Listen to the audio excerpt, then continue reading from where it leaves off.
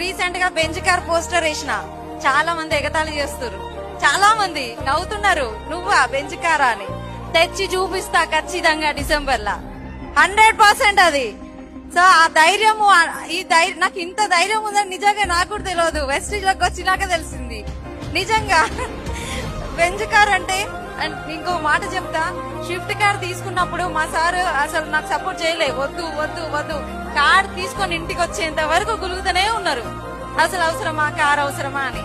కానీ రీసెంట్ గా bench car గురించి డిస్కషన్ జరిగినప్పుడు ఆయన ఒక్క మాట అనలే, అమ్మో నువ్వు అన్నవంటే తెస్తావు ఖచ్చితంగా, అది నీతోటి అవుతుంది అని చెప్పి ఆయనకు నమ్మకం వచ్చింది.